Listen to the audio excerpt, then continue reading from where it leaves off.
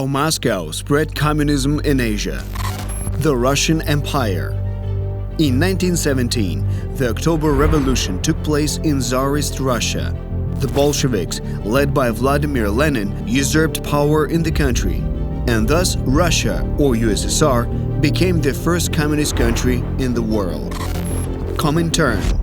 The Russian government, captivated by the idea of global communism, founded an international organization of communist parties named Communist International, or Comintern.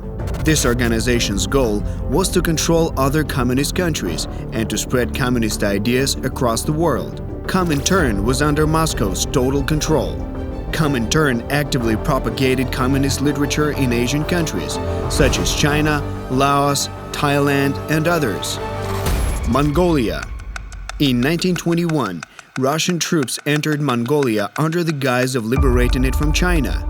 Moscow established a communist regime in the country, and in 1924 it declared the puppet state of the Mongolian People's Republic. China. Spreading communism to China was one of Lenin's priorities. This way he wanted to set off a chain reaction and add Korea, Japan, and South Asia to the communist bloc. Comintern started to actively consult the leaders of the communist movement in China. One of such advisors was Hank Snevlid, who Lenin had personally sent to China.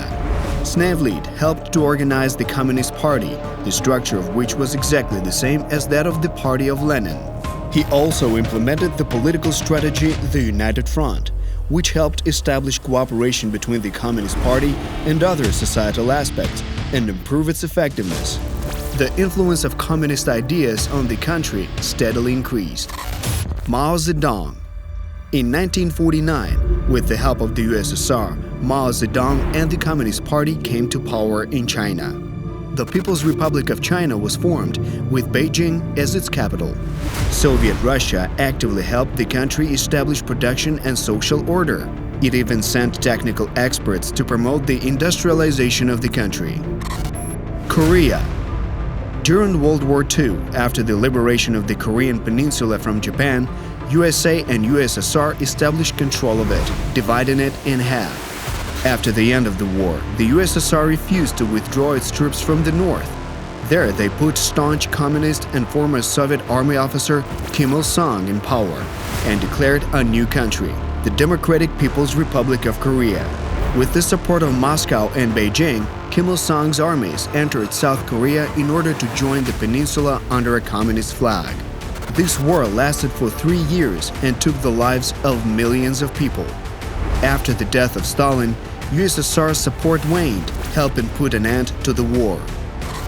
The dissolution of the USSR. In the 1980s, communism was at its peak. Almost half of the planet was red. But in 1991, everything changed. The breakup of the USSR created a domino effect, and a whole slew of countries rejected the idea of Marxism and communism. Present day. Today, there are only 5 nominally communist countries in the world, and every single one expresses clear capitalist traits. In 2009, even North Korea took out all mentions of Marxism and communism from its constitution. Communism declined completely.